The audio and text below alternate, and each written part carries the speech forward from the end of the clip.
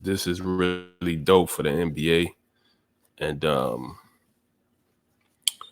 I think that this is something they should continue, as they continue uh this league and stuff like that. So shout out to Adam Silver and the NBA for this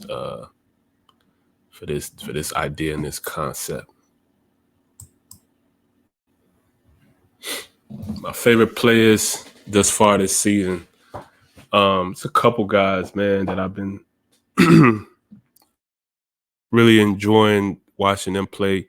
Mainly younger guys that are on the up and up, so to speak. Um, Tyrese Halliburton, what he's been doing and with the Pacers, just being elite, on the offensive end, scoring the basketball uh at a high clip, shooting the basketball at a high clip, passing the ball, I just love his assisting, passing the ball, what he's doing as a point guard. It's just been so elite to me. Um, I just been a big fan. He's putting like he's getting like 30 and 15. You know what I mean? Like shooting the ball efficiently, um, just doing it with style and finesse and all that. Just been enjoying watching him play, and just seeing him continue to evolve as a player. Um, it's been really dope. Um, One thing about him that I think with him uh especially at his size, because he's about, I think, what, 6'6", 6'7", very lanky kind of player. He he he's I think one aspect what makes him different as a player is he's elite in both the point guard and shooting guard position. Like he can score the ball at an elite level, like a shooting guard, and he can assist the ball um, at an elite level as a point guard. And when you combine the two, you have the type of player that he is, and obviously with the size, really helps him out a lot. So I think he's definitely somewhat of a new breed of kind of player in my Edwards, what he's been doing in Minnesota, having him first in the West. Just been, you know, playing great dominating games, leading their team to victory. You know, it was talks about, obviously with him and Cat being, the cornerstones of a franchise, who was gonna step up and kind of be that leader, or just like the number one guy on that team. And I think he's kind of taken on that baton, so to speak, for the Timberwolves, and willing them to victory. He's a really confident young player, and I like that about him. He thinks that you know he's unguardable, and that's the type of mentality you got to have. You know, to be great. I think that he's one of those guys who just accepts the challenges and rolls with the punches. So um, he can do it all. Shoot, dunk, pass, all of that. Good size, athleticism, all of that. So he's a guy that I'm definitely enjoying to see his development. Then LaMelo, unfortunately, he just got injured in recent time, but prior to his injury, he was balling. For those who don't know, he was killing a lot of 30-point games, and just dominating ball, scoring, assisting. Very much so, like him and Halliburton have similar games. I think Um, LaMelo's a little tad bit more flashier though with his playing style. But very similar, very similar in size as well. Um, both unorthodox shooters, but the ball it gets in there. But yeah, I was just enjoying seeing him ball out. I've been a fan of his, um, throughout his time in the league, and like I said, this year he really been balling. Just those injuries just kind of been a knack for him, and so hopefully he gets wish him a speedy recovery, so he can get back out here and get back to balling, and he was on pace of being an all-star in my opinion, just with the numbers he's been putting up. And so I would love to see him in an all-star uniform this year. So yeah, then Shea Gill, another guy I really really like, another young player. um I've just come to the conclusion, and between him and Kyrie Irving, I would say are the best finishers at the rim right now. Um, he can finish the ball. Like, I wouldn't say. I mean, he do finish. He has the trickery of like Kyrie. I think Kyrie's a little bit more trickery with his like finishes and stuff, but he finishes the he always finishes it, regardless of whichever way he chooses to try to finish at the rim. Like he finishes it. Um, he's a guy that likes to play at his pace, and he gets where he gets to his spots. He gets where he needs to go. Um, Offensively, I don't see not even one flaw offensively. You know what I mean? Defensively, that's a whole nother subject. But offensively, he's one of those guys right now that's really unguardable in the league right now. I don't know where you really, because he can shoot it, he can beat you off the dribble, he can off the ball, whatever. Like, finish at the cup. He can hit his free throws. So it's just been great seeing him play, doing what he's been doing. And then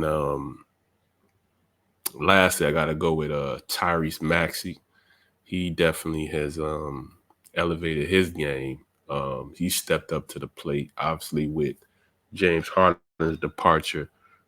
He's filled in the role that essentially James was playing, and he's been coming up big, increasing his points and assists with them. The Sixers still winning games. He's just been showing that improvement over the years, and yeah, it's just been great seeing him ball out, man. He can. He's a guy who not a high maintenance type of guy. Just goes out there, plays plays the game, um, gets the job done. Uh, can score it. Um, I don't really see much flaws in his game offensively too. He can shoot it. He can get to the rim, beat you off the dribble. And so yeah, man, just been enjoying seeing these guys play, and seeing where these guys as these guys develop and throughout the season and so forth. So yeah. Eastern Conference standing. So I'm just going to name the top ten teams in the Eastern Conference. Just give a little quick kind of like synopsis of each team. Not going past 10. Um, so right now you got the Boston Celtics at 19-5, number one. in the Eastern Conference. You know, they've been, probably the team with the most depth, with what they got over there in Boston. Uh, Tatum, Brown, addition of Porzingis, Drew Holiday, got Derek White. So they got, the talent, even the experience, because they've been a team that's, gone to conference finals, gone to the NBA finals. So they have that pedigree. Um, so obviously this is a team that you expect to be, deep in the finals, if not in the finals, potentially winning it. Uh, at number 2, you got the Milwaukee Bucks at 17-7. They've, Giannis is doing his thing. You got Dame, biggest key addition for them this year. He's been able to, you know, come in there, play his game, do his thing. Um, Chris Middleton, he's been, healthy. Got Brooke Lopez. Then, main thing with them is just being, healthy throughout the season. At number 3, you got the Philadelphia 76ers at 17-7. Joel Embiid's been on a tear throughout the year, dominating. I think leading the league in points. Somewhat. Tyrese Maxey has elevated his game. You got Tobias Harris. You know, this is a team again you expect to be, somewhere deep in the playoffs. Then you got at number 4 the Orlando Magic at 16-8. Um, Paolo Banchero has been doing his thing. Likely to be an all-star. Um, if they can, maintain, their playoff seeding and positioning up until then, likely to be an all-star. Um, they've got a, and I said this last year. Like they have pieces. They got young guys that are, can play, and I noticed that last year, and obviously it seems as if it's coming together this season, and yeah, look out for them. Then at number 4, you got, it's at number 4. At number 5, you got the New York Knicks at 14-10. Obviously, with Jalen Brunson, becoming, in my opinion, their best player. You know what I'm saying? Second to Julius Randle. You still got R.J. Barrett, Quickly, and all these guys there. It's going to be interesting to see where they go. Number 6, you got the Indiana Pacers at 13-10. Obviously, you got Tyrese Halliburton leading the charge over in Indiana. Miles Turner, uh, Bruce Brown, Buddy Hield. Got some good guys on that team. Then at number 7, you got the Miami Heat at 14-11. So you got Jimmy Buckets, Bam Adebayo, Hero. Um, Regardless of where the number they at, you already know they're always going to be a team to watch out for. Then number 8, you got the Brooklyn Nets at 13-11. Mikal Bridges been balling.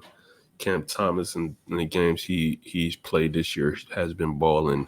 Um, you know, they're a pretty solid team. At number 9, you got Cleveland Cavaliers at 13-12 with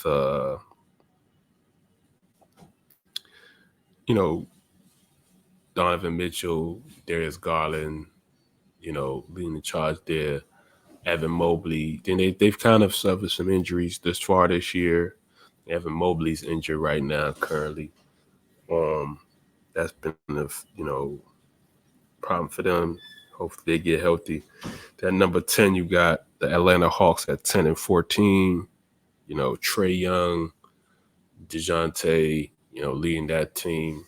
Um, And so yeah, that rounds out the Eastern Conference currently in terms of standings, and the teams thus far. Then on to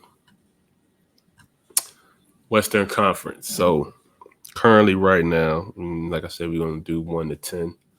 Currently, right now, you got the Minnesota Timberwolves at number one, 18-5, at 18-5, and Edwards, Carl Towns, Gobert, the three main guys on that team you know, been doing a great job thus far this year.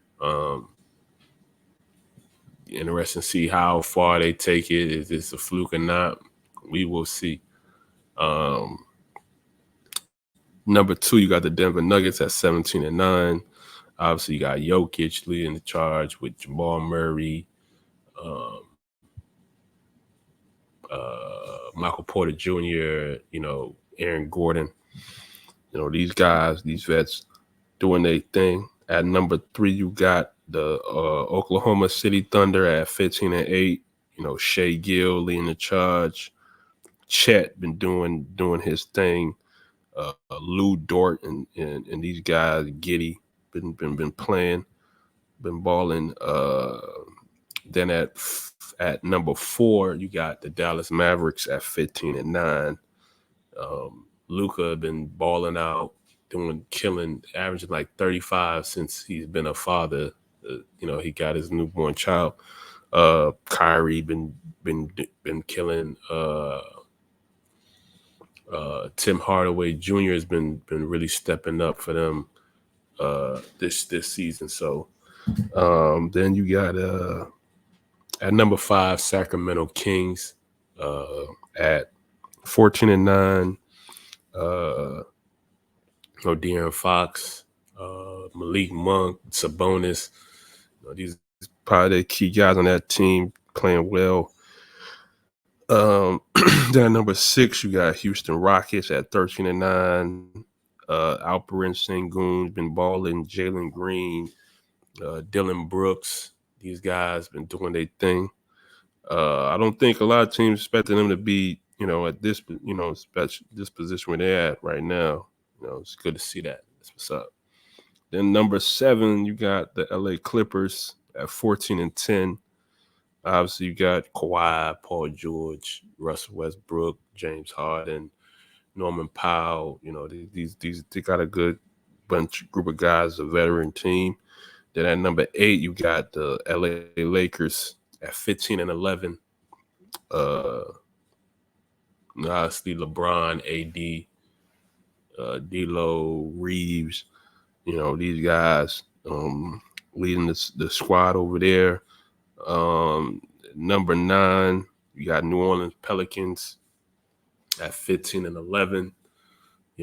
Obviously you got Brandon Ingram, a bucket, Zion, just a force, CJ, and those guys leading the team in New Orleans. And then lastly, at number 10, the Phoenix Suns at 13-12. With Devin Booker balling out, doing his thing. KD, Brad Beal, he's been some injuries. They've had some injuries that has really affected them thus far this year. But it's gonna be interesting to see how they end up. And so that concludes the standings 1 through 10 for the Western Conference. Standout rookies in the 2023-2024 NBA season thus far. A couple guys that has been, I've seen that's been playing well. Obviously, you got Victor Wembanyama, probably the number one pick, and just been, the best rookie thus far. I think averaging like 19, 11, and 3. Pretty much close to 20 and 10 with 3 blocks. That's very good, considering he's a rookie. In my opinion, living up to the expectations. This isn't a great Spurs team that he's on, but he's been doing his thing. They got pieces. Devin Vassell, Been playing very well. Had 36 last night against the Lakers. Um, Keldon Johnson, uh, Jones, the point guard, and that's believe that's Ty Jones' brother. They got some pieces, but Victor has been playing great, man. He's been shooting it from the three, showing that range. Can pull it up off the dribble, off on the dribble, off the dribble, whatever. Uh, Put back dunks, post game. He's been showing the package, and then also on the defensive side, been doing his thing, getting blocks. Um, so he's been playing very well. Hasn't been a bust. Hasn't been disappointing. Um, so very, very happy with the way that he's been playing. Then you got the redshirt rookie and Chet Holmgren helping uh, OKC be one of the top teams. Um, he's been playing very well. Had a game winner. Um, was it a game winner or game tying to get overtime? One of those. But he's been balling. Uh, I don't know specific how much he's averaging. I think like 15 and some like 8 or something. But he's been doing a very good job showing what he could do. And it's been great to see him ball out and do what he's doing after obviously him suffering an injury last year that took him out and for the season, and to come back and been playing how he's been playing is it's been great. Then another rookie, Jordan Hawkins for the Pelicans, the shooting guard, won national championship with Connecticut. Actually, at alma mater at my high school, DeMatha Catholic High School. Been balling out, shooting the crap out the ball like he's a sniper. He reminds me of Richard Hamilton. I think he has that kind of game. He has like a Richard Hamilton style kind of game. Very, just a shooter, efficient shooter. He can score it off the ball. Averaging I think around about 13 points a game. Um, Been one of the, you got Bi, Zion, McCullum, and then I'd say it's been him in terms of offensively for them. I think Valanciunas is there, but he's like the fifth option, fourth or fifth option for real. And as a rookie, that's pretty good. You know what I'm saying? Um, so yeah, Jordan Hawkins, been doing his thing. Y'all, look out for him. And then the Thompson twins, both of them have been playing well. Um, the one in Detroit, I don't want to mess the name. I don't know if it's Amen or the Ulcer Thompson, but he's been playing well, averaging about 11 and 8. I know Detroit's not hasn't been playing that well as a team, as a group, but for a rookie to average 11 and 8, that's pretty solid. You know what I'm saying? And he's been doing this thing, and so yeah, that concludes the rookies that I've been standouts for me thus far this year. The greatness of LeBron James in his 21st season. It's been amazing to see the greatness of a guy like LeBron James over 21 years playing at a high level. Um, his rookie year being the only season that you could say, I mean, he played great. You want to look at it, his rookie stats are better than, more than your average players in the NBA. You know what I'm saying? But that was, his probably his worst season of his career. But every season after that has been 25 and up. Um, just it's been amazing, man. Seeing him, the consistency, over the years, consistently performing at a high level, never not, you know, wanting to perform, not taking any taking taking the back seat or anything like that. LeBron James has just been a showman uh throughout his career, proving it, obviously in his 21st season, playing like a top 5 player in the NBA in his 21st season. Recently just won the NBA in-season tournament championship and MVP. Um, these the accolades just continue to pour on for LeBron, and I'm just happy to see his continued success, and just a fan of him and what he's been doing of his career, everything that he stands for, whether it's on the court, off the court.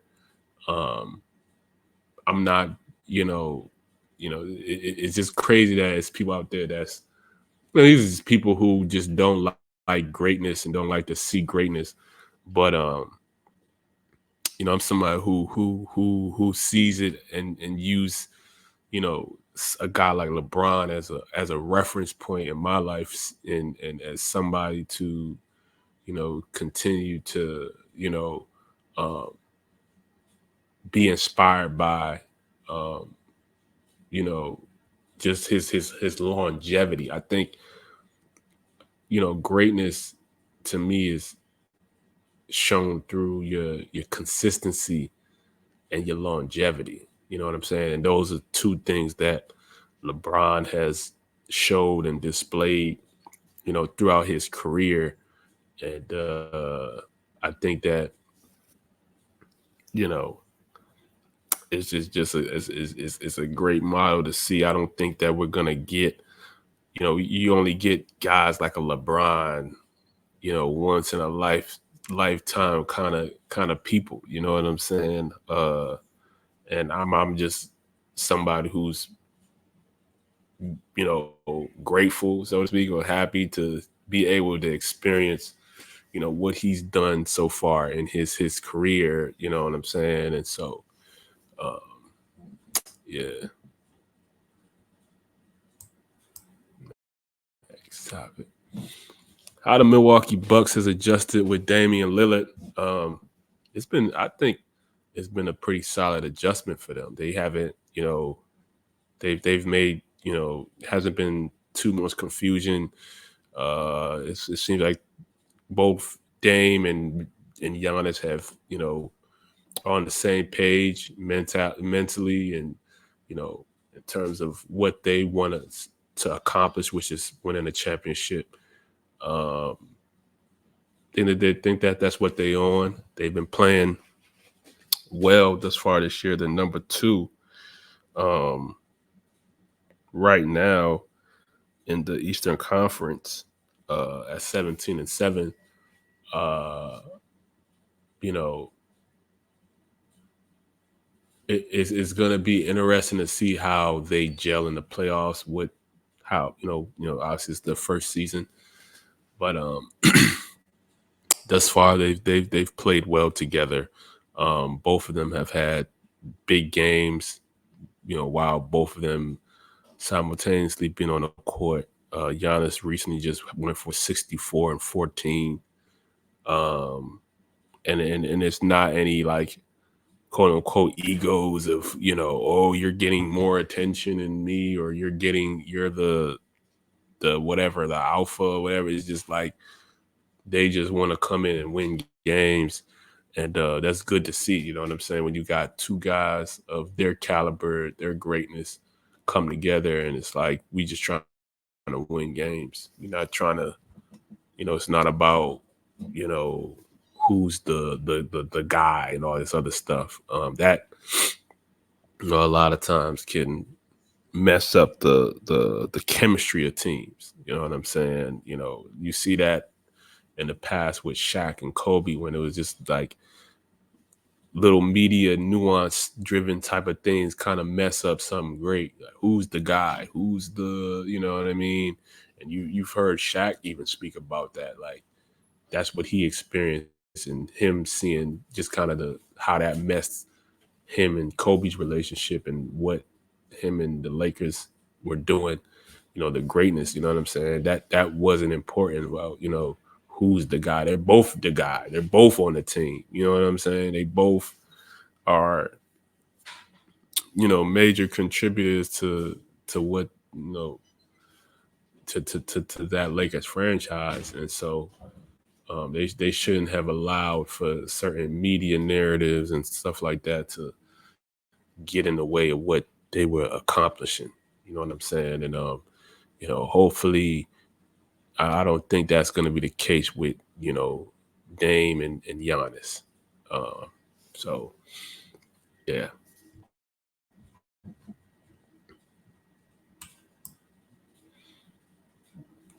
most surprising teams 2023-2024 NBA season thus far. I would a couple teams that's been surprising me. Starting off in the Eastern Conference, we talk about uh, Orlando Magic at number 4. Like I said, this is a team that I saw and last year. Like they got pieces, got some talented guys. Um, just a matter of when it's gonna click, and it's been clicking. Um, and seeing them at number 4 thus far is I know most teams didn't expect them to be this high um, in terms of the standings this year, and it's like I said, it's good to see. You know what I'm saying? I hope that they can maintain this, they can keep it up, they can keep balling, they can, what I'm saying, keep doing their thing. Like I said, you have a crop of young guys over there. Paolo, who's going to be an all-star this year, in my opinion. Jalen Suggs, young guy. Markel Fultz, still a young guy. You know what I'm saying? Making his way. He's found a place where he can develop and be him and do what he does.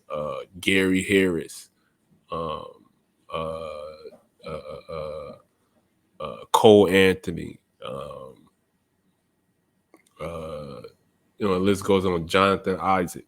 God, they got good young talent that just needs to be developed, and that kind of thing. Um, then you go over in the Western Conference, and you look at the Minnesota Timberwolves. I did not expect them to be number 1 in the West. You know what I'm saying? Definitely playoff team, but they're number 1 currently, 18-5, and it's good. You know what I'm saying? Seeing young guys, it's young guys like Ant Edwards, Carl Towns. Not necessarily he's a young, he's still young in age, but he's a vet. He's had he's seasoned in the league, all-star. But just to see them, you know, make this team to the number 1 team in the West is it's great to see. It wasn't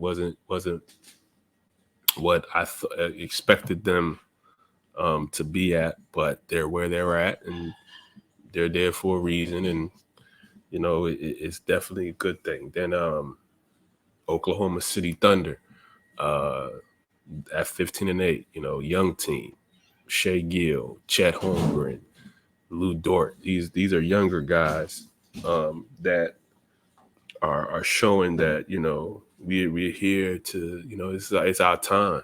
You know what I'm saying? It's our time to you know to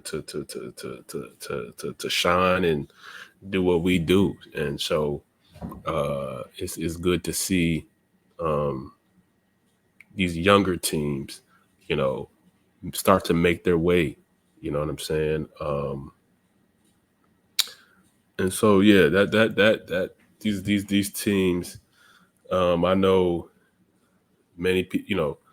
You would have told Cass that Orlando Magic's going to be number 4. Minnesota is going to be number 1. Oklahoma City is going to be number 3. Before the season started, I don't think most people, except guys that are fans of these teams, would have told you that these guys would be where they at. But I'm happy that these teams are where they at. They deserve it. They've been playing. I hope that they continue to get better and evolve and develop.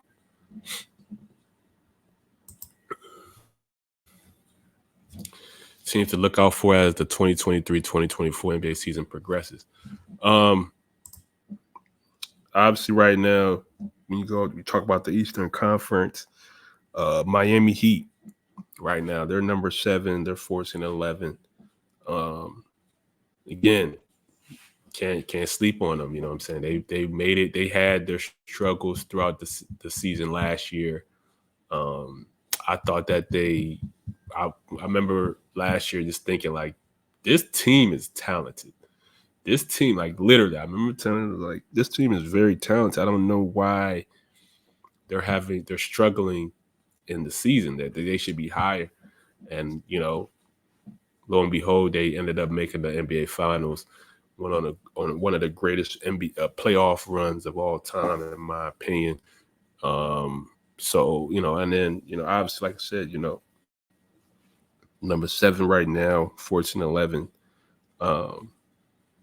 Don't sleep, man. They're gonna be a team that, when we get to March, April, that's gonna be amongst those teams that are gonna be, a team that's gonna be competing to watch out for. You don't want to play these guys in the playoffs. So you see how they develop throughout the season. Likely, I think they're gonna push. I think that they'll finish top 6 at least at the season. At the end of the season, I think there'll be a top 6 team at the least. Then when you talk about get over in the West, the Clippers.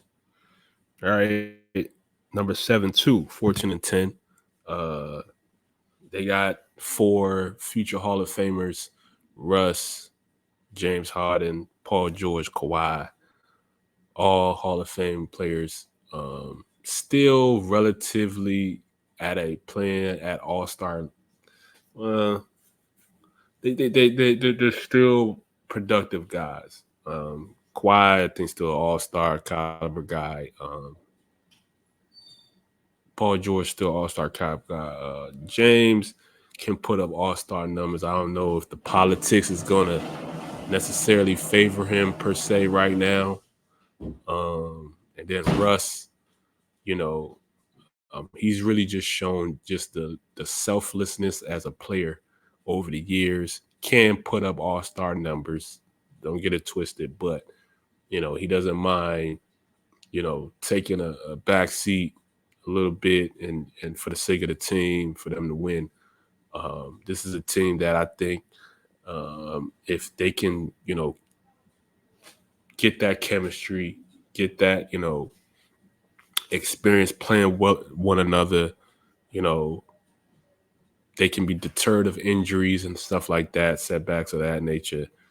They're going to be a threatening team, a team that can definitely make a run in the playoffs, man. Because when you got 4 guys, these kind of guys on your team, it's going to be really hard to beat. So Clippers is a team that you definitely should be looking out for.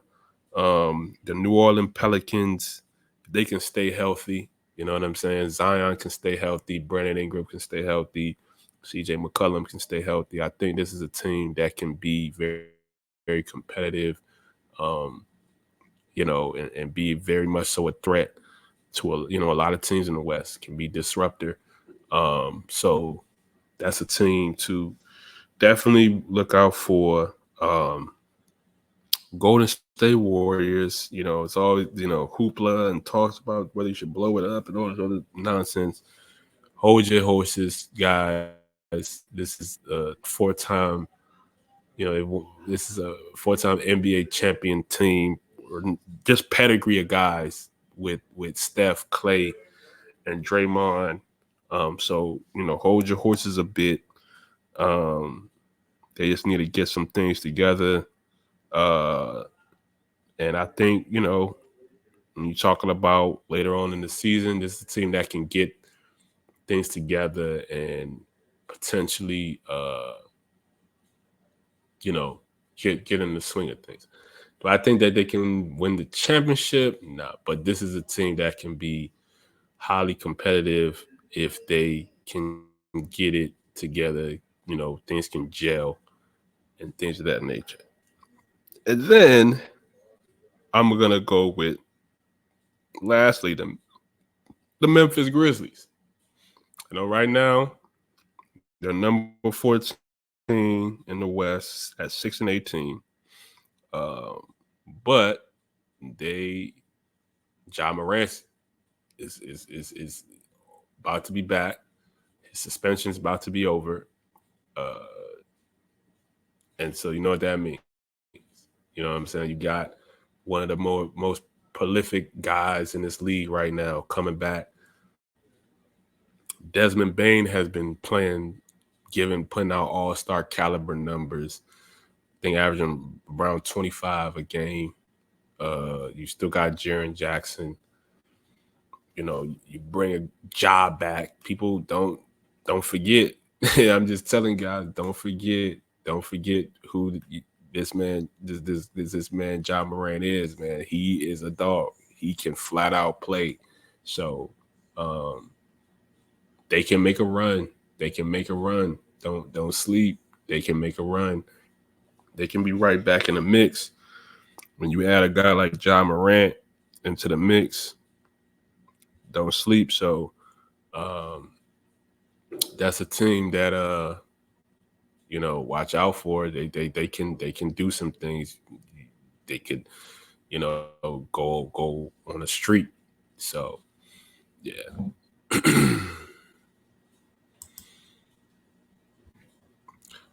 Draymond Green suspended indefinitely. Um, you know, it's just I think this is the right move for the NBA.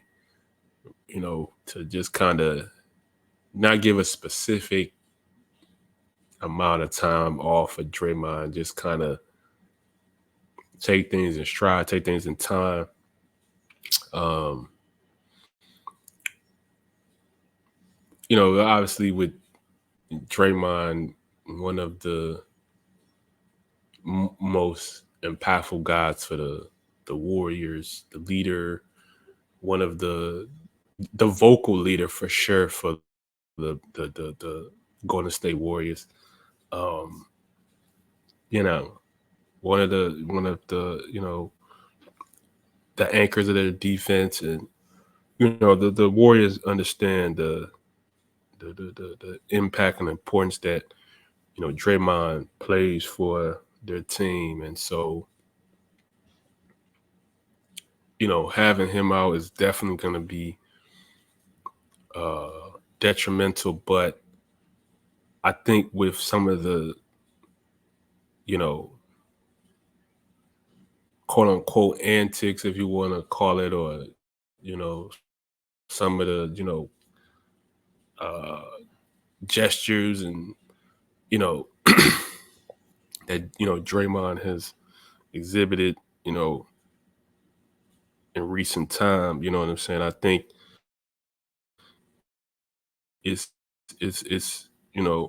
be very beneficial for him just to get some time off and be able to really figure out what exactly what can be done differently, what he can do differently moving forward to avoid these kind of suspensions, ejections, and things of that nature, right? Because it's he has been dead. Some of these antics and things of that has been detrimental for their team. You know what I'm saying? The Golden State Warriors need Draymond on the floor. You know what I'm saying? And so to do what he does, and so these kind of things aren't helpful for the team. I think he definitely needs to get the necessary help so that these things don't continue to repeat itself. Um, you know, I think he's a guy that plays with a lot of passion, and I think at times it kind of gets the best of him. And that's the thing that he needs to be able to manage and control as it pertains to himself, in my opinion. Um, I think that that's the step in Draymond's game, you know what I'm saying, that he needs to, work on. Just his emotions and managing his emotions and, things of that nature. Um, I think that's what he needs to work on. You know what I'm saying? Hall of Famer, you know what I mean? Gonna be a Hall of Famer.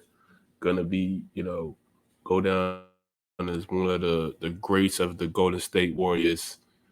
But these little things, these antics, these suspensions, it definitely is tainting to his legacy and what he's accomplished. And I know he deep down he don't want these things to be an effect on him and his legacy, because he's been a very accomplishing guy. So I think this is something he's got to take serious. It's something that the NBA has to take serious. It's something that the Golden State Warriors, franchise has to take serious.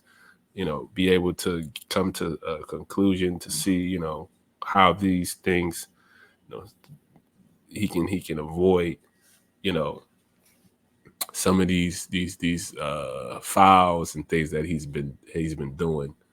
Um, I had, when the time when the Sabonis thing happened, I did, kind of see kind of his perspective on things. But in recent times, like the choke on Gobert and obviously recent with the Nurkic thing, I think that was a little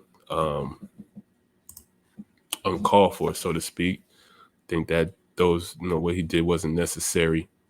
Uh, but it is what it is.